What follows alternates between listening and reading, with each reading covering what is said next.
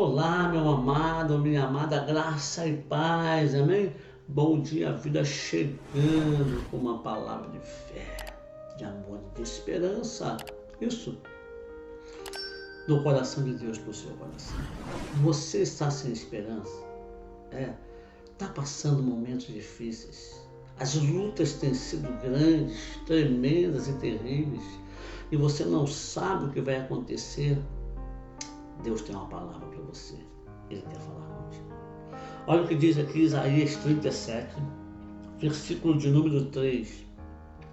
E disseram-lhe, assim diz Ezequias, este dia é o dia de angústia, e de vitupérios, e de blasfêmias, porque chegados são os filhos ao parto, e força não há para dar à luz. Meu Deus, que situação difícil. O rei Ezequias, meu amado, minha amada, é aquele rei, sim, filho de Acais. Lembra? Já ministrei aqui no Bom Dia Vida sobre a vida dele várias vezes. O que acontece? Ele fez uma obra tremenda no meio do povo de Israel quando assumiu o reinado. E ele fez isso logo no começo do seu reinado. Ele não esperou o tempo passar para acertar as arestas. Ele foi fazendo. Ele foi conduzindo o povo de volta à presença de Deus. Tudo isso que nós já falamos aqui. E a Bíblia vai dizer que depois de tudo isso, dessa fidelidade, veio Senaqueribe a ele. Veio o rei da Síria a ele, dizendo, olha, vamos acabar com você. Vamos destruir você. Não tem jeito, você está derrotado. Acabou-se o seu amparo. E naturalmente ele temeu. Por que ele temeu? Porque a Síria era um grande exército que vinha varrendo todas as cidades ao redor de Jerusalém. E quando chegou em Jerusalém, chegou com força para tomar aquele lugar, chegou com força para destruir. E Ezequias havia acabado de fazer uma reconstrução moral, judicial e espiritual com o povo. O povo estava tinindo na presença de Deus. Só que enviaram uma carta para ele, e a resposta dele, não para a carta, mas a expressão do seu espírito está nesse versículo, quando ele manda os seus servos falarem com quem? Com o profeta. Qual profeta? Isaías, o homem de Deus. Ele diz, olha, o dia que nós estamos vivendo é um dia de angústia. É um dia de vitupério, é um dia de batalha interna.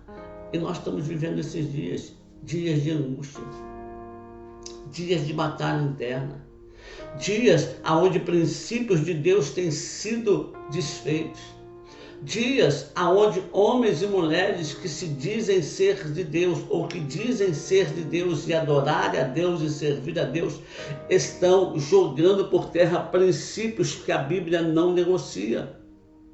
E é aí que mora o perigo. Porque não está em jogo a atualidade agora. Não está em jogo o amanhã. Mas o que está em jogo é lá na frente. É o futuro das minhas filhas, dos seus filhos, das suas netas. Então não é agora. Então nenhuma atitude que eu vá tomar pode ser pensada no agora, no já. Ela tem que ser tomada na direção de Deus e do Espírito Santo. Eu preciso orar e saber realmente aquilo que Deus quer que eu faça. Isaías está aqui desesperado, dizendo, olha, aleluia, é dia de angústia, de vitupério, é dia de blasfêmia, estão blasfemando contra Deus. Ele está dizendo isso aqui, é o recado que ele manda para o profeta, aleluia, porque são chegados filhos ao parto, está dizendo, está na hora de nascer, é a hora de gerar, é a hora daquilo que foi gerado ganhar vida, mas não existe força para que os filhos nasçam. Está dizendo, a mãe está sem força para poder botar o filho para fora, para dar a ele vida. O momento do nascimento é chegado, preste atenção, o momento de nascer chegou, mas elas não têm força. É isso que ele está dizendo. O momento chegou, mas não existe força, estão fracas, estão desnutridas, mas a hora é essa, é a hora do nascimento, é a hora da criança sair do ventre e chorar, E, amados, os partos de Deus são normais. Não existe cesariana no parto de Deus. O parto de Deus para a igreja é normal. E se é normal, olha, existe dor. Se é normal, existe choro. Se é normal, existe grito. Não é isso que a mulher que está dando à luz de parto normal faz. A respiração vai aumentando. O médico fala, faz cachorrinho. Faz força. Não dá, está doendo, grita. Não é assim que é um parto normal? Força, força, está começando a vir. Mas a Bíblia diz aqui, Ezequias diz, não há força. Não tem força para o filho nascer, não tem força para dar à luz às crianças. O que fazer? Ezequias vai à pessoa certa. Ele vai a Isaías. Quem era Isaías? Era o profeta. Quem era Isaías? Era o elo de ligação entre Deus e a nação. Quem era Isaías? Era aquele que levava as queixas, as culpas dos homens a Deus e espiava com o sangue através da oração. E era aquele que recebia a mensagem profética de Deus e entregava à nação, ao povo. O rei procura a pessoa certa. Será que no dia da sua angústia você tem procurado a pessoa certa? Você procura aquela vizinha fofoqueira, aquele irmão fofoqueiro, aquele que só dá conselho errado, aquele que está mais perdido que você? Quem você tem procurado no dia da sua angústia, no dia do vitupério da sua vida?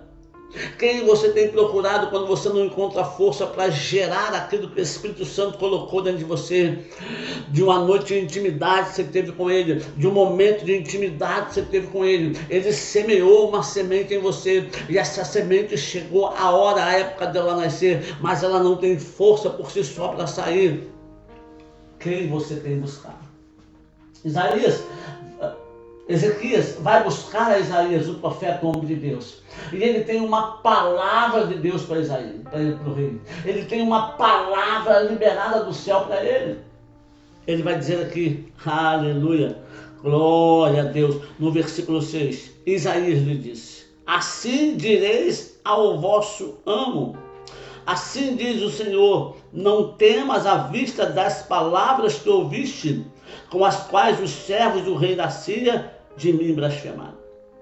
Eis que porei nele um espírito, letra minúscula, e ele ouvirá um rumor e voltará para a sua terra, e falo-ei cair morto a espada na sua terra. Ei, lacalabararabiandarabás, aleluia, glória a Deus. Meu amado, deixa eu falar uma coisa para você, Deus não está dormindo, Deus não virou as costas, Deus não fechou os olhos, não está na hora da cesta de Deus, sabe? Daquela soneca depois do almoço, como aconteceu, não sei se acontece ainda no Maranhão. Depois do almoço, fecha o comércio, 2 horas, o pessoal vai descansar. Outros lugares do Brasil também fazem isso ainda. Mas Deus não faz, Deus não dorme, Deus não para, Deus não fecha o olho, Deus não vai para a rede descansar, Deus ainda está no controle, sempre estará, tudo está debaixo da potente mão de Deus. Você precisa procurar a pessoa certa, você precisa ir buscar forças com a pessoa correta. Isaías libera a palavra e fala, assim diz o Senhor, eles blasfemaram de mim, mas eu irei agir contra eles, eu vou permitir um espírito de rumor, eu vou permitir algo que vai acontecer no meio deles, e eles voltarão para sua casa, e lá na terra deles, eles serão mortos e aniquilados. Meu amado, minha amada, o que eu e você precisamos fazer? Aprender a buscar e confiar em Deus. Não só buscar e confiar. Buscar todo mundo busca, mas a diferença está em confiar em Deus. Eu e você precisamos confiar em Deus. Tem uma canção antiga que diz, eu confiarei em Ti, Senhor, mesmo quando o sol não... né? Mesmo quando o sol não brilhar, eu confiarei. Mesmo quando o sol não brilhar, eu confiarei. Mesmo quando o céu continuar cinza, fechado, eu não conseguir contemplar o sol, eu confiarei, porque sei que acima das nuvens, acima do céu cerrado, o sol continua lá forte e firme, brilhando poderosamente.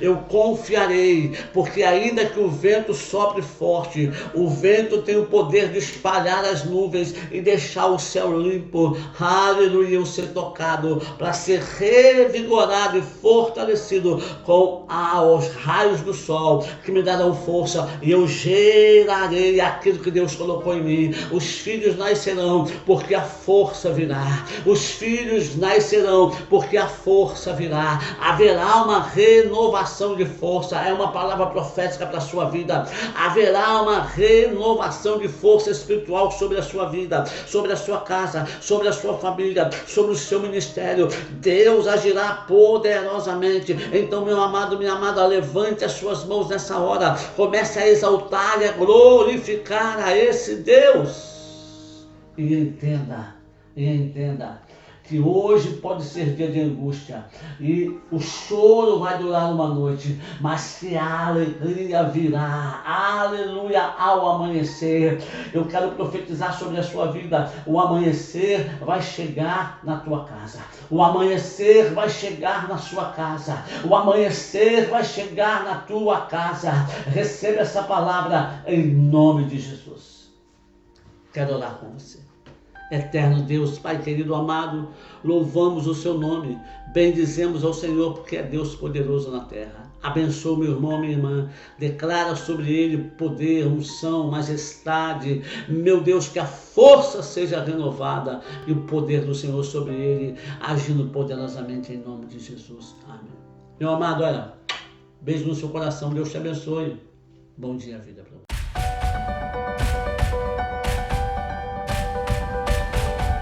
Bom dia, vida, meu amado. Bom dia, vida, minha amada, graça e paz. Amém? Deus é bom. Não se esqueça disso. Amém? Bom dia, vida, chegando com palavra de fé, de amor e de esperança. Quero louvar a Deus pela sua vida, por ser cooperador comigo nesse canal, está me ajudando a pregar o Evangelho.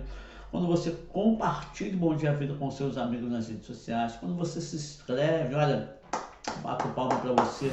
Muito obrigado por ser inscrito no canal. Mas peço a você que assiste o Bom Dia Vida, que tem sido edificado com as mensagens, que ainda não se inscreveu, que se inscreva e nos ajude. Amém? É importante que você comente, deixe seu comentário, o seu bom dia, fale daquilo que Deus tem feito na sua vida aí nos comentários embaixo. Amém? Dito isso, quero ler com você Jó, capítulo 42, versículos de número 1 e 2, a Bíblia diz assim, escute. Então respondeu Jó ao Senhor e disse, bem sei eu que tudo pode, e nenhum dos teus pensamentos pode ser frustrado. Ou, algumas versões, nenhum dos teus planos podem ser frustrados. Aleluia, glória a Deus. Existe uma canção que tem rodado nas mídias dizendo, não se frustrarão, não se frustrarão os planos de Deus, ninguém impedirá. Pode o vento soprar, a terra pode se abalar, mas os planos de Deus ninguém impedirá. Aleluia! Isso é a mais pura verdade e é tirado daqui. Sabe, quando a gente começa a falar de Jó, eu quero falar um pouquinho de Jó, para chegar aqui, vamos decorrer nesses dias um pouco sobre Jó, porque Jó fala de sofrimento. E a questão do livro é por que o justo sofre. Você já parou para se perguntar nisso aí? Né? Tem gente que fala assim, mas fulano é tão bom, tão bonzinho, e está padecendo, está sofrendo, tem tanta gente ruim, tem tanta gente perversa, e está tudo bem para eles. É porque nós olhamos só por uma janela. Sabe, amado? Nós temos que aprender como cristãos que somos, como servos do Senhor, como aqueles que acreditam na Bíblia como única regra de fé, e no sacrifício expiatório de Jesus na cruz do Calvário, que é o único que serve para nos purificar do pecado, e por isso somos santificados por Ele quando cremos. Nós temos que entender que nós não estamos livres de sofrimento. E temos que parar com a mania de jogar todo o nosso sofrimento em cima de Deus. Culpar a Deus porque sofremos. Culpar a Deus porque padecemos. Ora, eu sempre começo o Bom Dia Vida dizendo que Deus é bom, e para você não se esquecer disso. A Bíblia diz que Deus é bom e a sua misericórdia dura para sempre. O profeta diz que as misericórdias de Deus são a causa de nós não sermos consumidos. Por quê? Porque elas se renovam a cada manhã. O dia vai virar, vai amanhecer outro dia e as misericórdias de Deus vão se renovar sobre a sua e sobre a minha vida. Mas por que então que o justo sofre? É a questão que é tratada aqui no livro de Jó. Em uma mensagem de 10 minutos não dá para a gente conjecturar tudo ou falar tudo, nem uma semana. Tem muitos ensinamentos, muitas coisas, vão passar aquilo que Deus colocar em nosso coração nos dias que ministrarmos aqui, e o resto eu acredito que o Espírito Santo vai ministrar e falar ao teu coração, conforme você for ouvindo e comendo esse maná que Deus está colocando aí na sua mão. Amém? O livro de Jó começa dizendo que Deus estava reunido e Satanás chega diante de Deus. E a Bíblia diz que é Deus que chama a atenção de Satanás para o seu servo Jó, para o homem que tinha na terra reto, íntegro, temente a Deus, que se desviava do mal. Sabe, eu já cheguei à conclusão de duas coisas. Uma, que Jó não conhecia Deus. Ele fala isso no seu livro. E a outra, que Jó tinha uma ponta de orgulho por ser tudo aquilo que o próprio Deus disse que ele era. E ele mesmo não sabia. Sabe, Jó tinha um relacionamento com Deus, de estar fazendo as coisas, de estar preparando as coisas antecipadamente, caso os filhos tivessem pecado, caso não tivesse quando se reuniam. Ele estava fazendo expiação para os filhos, quando os filhos já eram maiores e eles tinham que tomar conta da sua própria vida e ter as suas decisões. Porque filho de crente, amado, não é crentinho. Filho de peixe, peixinho é, mas de crente não é crentinho. O filho do crente, ele tem que aprender a andar com as suas próprias pernas. Nós ensinamos o caminho que a criança deve andar. O texto é bem claro, enquanto é criança. Mas a criança vai crescer, a criança vai se tornar adolescente e vai começar a ter decisões. Então, se na infância dela eu não ensinar o caminho que ela deve andar, e como que eu tenho que ensinar o caminho dela? Não é fazendo as coisas para ela, mas é andando junto com ela. Não é apontando e falando, ó, vai orar, ó, vai ler a Bíblia, mas ela não me vê orar, ela não me vê ler a Bíblia, ela não me vê ir para o culto, adorar a Deus, levantar a mão, ela não me vê me quebrantando na presença de Deus. Como que eu vou ensinar a criança a fazer isso se ela não me vê fazendo?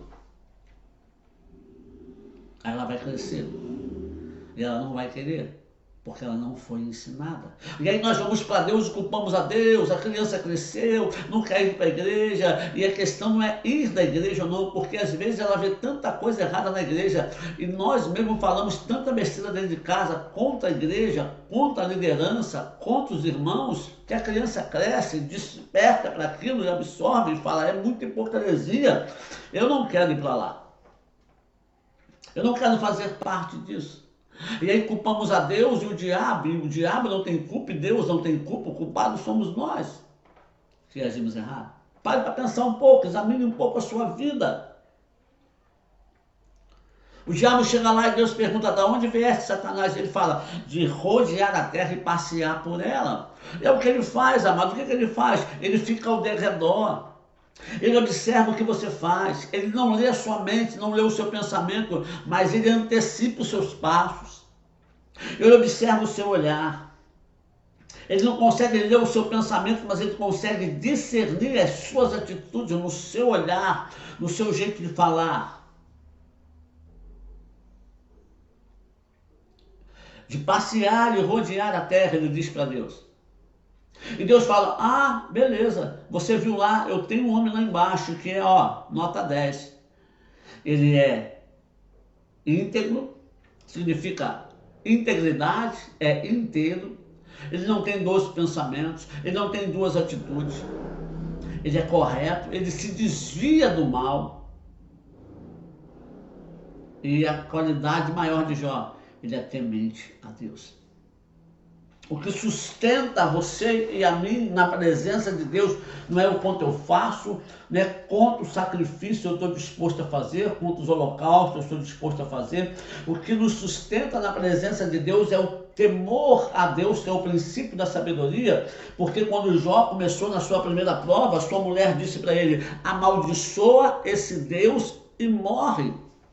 E Jó fala: falas tu como louca? Poderíamos receber o bem de Deus e não o mal? O Senhor deu, o Senhor tirou, bendito seja Deus. E a Bíblia diz que Jó não pecou em momento algum. Aí, é claro que faltava um pouco de conhecimento, porque a maldade não pode vir de Deus, porque Deus é 100% bom. Nós temos que aprender a discernir algumas atitudes.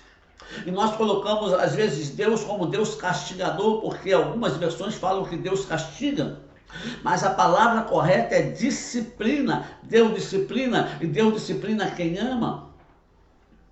Deus perdoa. Qualquer pecado que você cometer, Deus vai perdoar, exceto blasfêmia contra o Espírito Santo. É como você tem um filho, eu tenho filhas.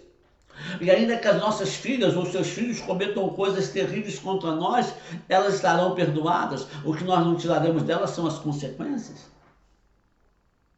Mas não a consequência do que ela fez, é a semente que ela plantou, ela vai colher sempre alguma coisa, é a lei da semeadura.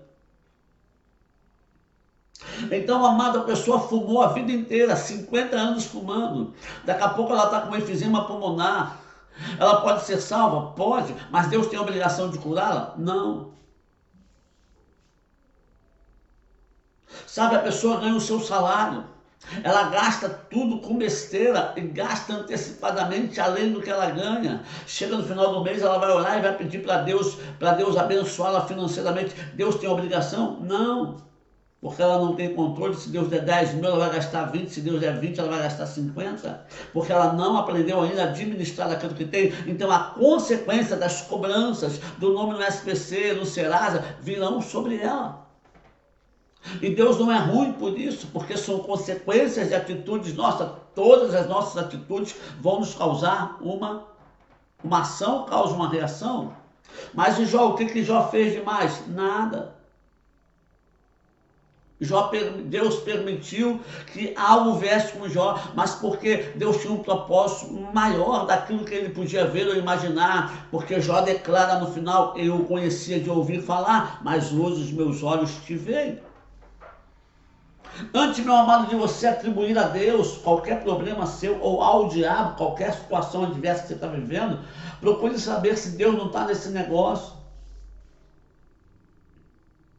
Quantas vezes as pessoas perdem o ônibus, correm tão atrasada, faz sinal perdendo o ônibus, lá na frente aquele ônibus sofreu um acidente, mas sem ela saber, ela está murmurando, reclamando, xingando o diabo, xingando Deus. Mas depois ela passa lá na frente, vê o ônibus quebrado. O ônibus foi assaltado, ela fala: graças a Deus, o livramento que Deus me deu. Mas eu há pouco tempo estava murmurando e reclamando. Vem, vamos parar para pensar. Ou a gente confia em Deus, ou a gente não confia em Deus. Ou a gente acredita que Deus está no controle, no domínio de tudo, e a gente pode ser guiado, direcionado pelo Espírito Santo, como diz Romanos capítulo 8, versículo 14, ou não, ou continuamos andando segundo o nosso espírito, a nossa vontade, que é a nossa carne.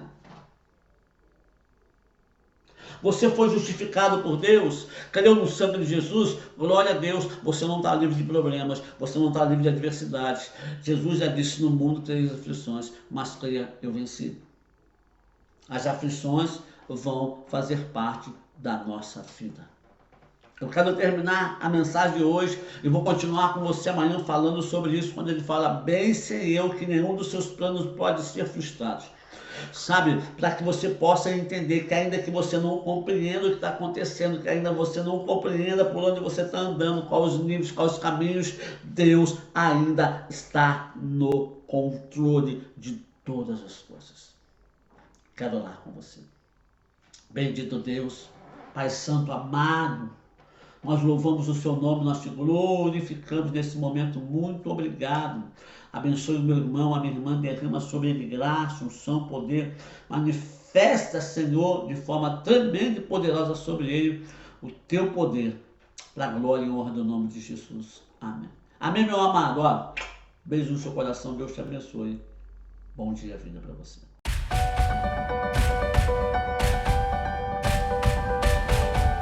Olá, querido, querida, graça e paz, amém? É o Bom Dia Vida chegando com uma palavra do coração de Deus para o seu coração.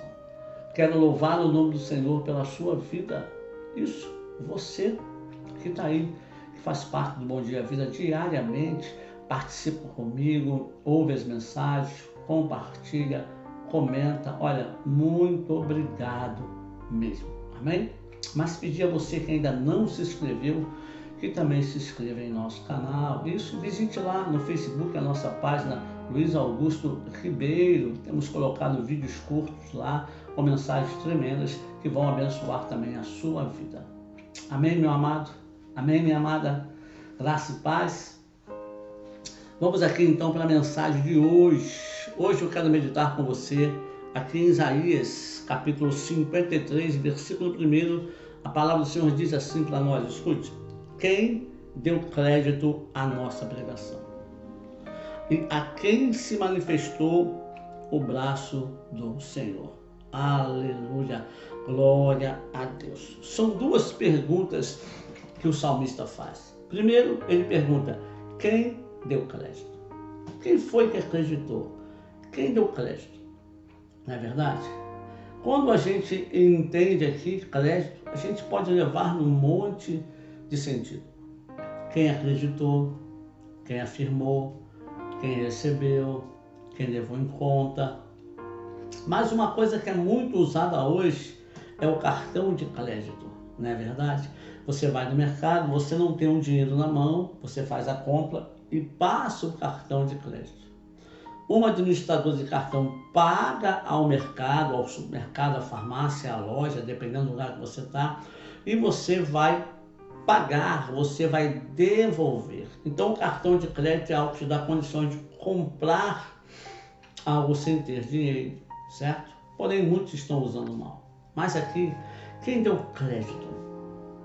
Esse crédito na palavra significa que é algo que você pode assumir, que você pode receber agora, porque alguém acertou para você. Alguém pagou para você. Então escute, alguém acertou a sua dívida. Só que nesse caso não é igual ao operador de cartão que você tem que pagar depois, embora muitos cobrem.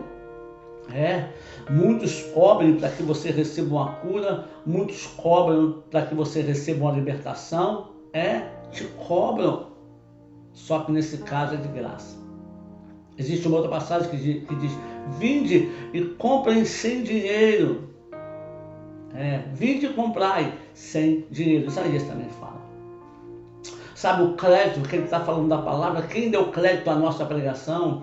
Quando nós damos crédito à pregação do Evangelho, a palavra de Deus, a palavra de Cristo, que se fez carne entre nós, o Verbo, no princípio era o Verbo, e ele se fez carne e habitou entre nós. Quando nós damos crédito a esse Verbo, a essa palavra, a esse Evangelho, a essa pregação, nós temos as nossas dívidas pagas. Ah, pastor, que maravilha! Então ele vai tirar meu nome do SPC, ele vai pagar a dívida do mercadinho do seu Manel? Não. Está falando de uma dívida espiritual, de uma dívida que você não poderia pagar e que eu não poderia pagar de forma alguma, mas ele pagou. E quando é que eu vou usufruir desse pagamento que ele fez por mim? Quando eu dou crédito, quando eu acredito, quando eu recebo, aleluia, essa mensagem ministrada e pregada que o profeta Isaías está falando aqui. Então ele fala, quem deu crédito à nossa pregação? Meu amado, deixa eu perguntar uma coisa para você. Você tem dado crédito à pregação do Evangelho?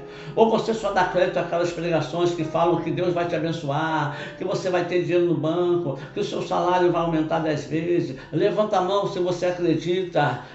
Você não tem nem condições de ter um salário maior porque você não investiu em estudo, você não cresceu, sabe? Você não se aprofundou em nenhuma área. Como que vai ganhar 10 vezes mais, 20 vezes mais? E até mesmo se fosse, seria fruto do seu trabalho. Mas será que você também dá crédito às mensagens que digam arrependa-te, perdoe, ame, Faça o bem sem olhar a quem não pratica o bem já está pecando. Quem não faz o bem pode fazer, mas não faz, está pecando.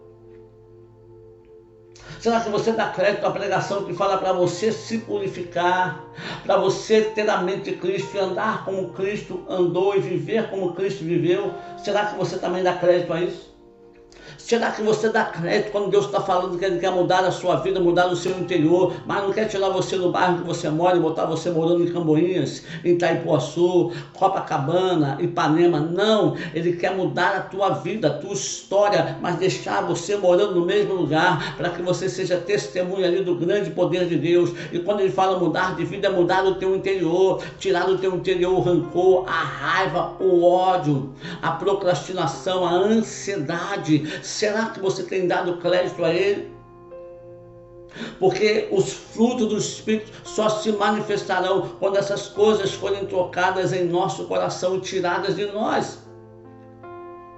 Quem deu crédito à nossa pregação? E ele continua, ele pergunta agora, olha só, e a quem se manifestou o braço do Senhor? A quem se manifestou o braço do Senhor, meu amado, minha amada? Que braço é esse, hein? O braço forte, o braço da justiça, mas não a sua justiça, nem a minha justiça, mas a justiça de Deus. Quem deu crédito e a quem se manifestou o braço da justiça, o braço da bondade, o braço da libertação, o braço da operação de milagres? Quem? Naquele que deu crédito à palavra.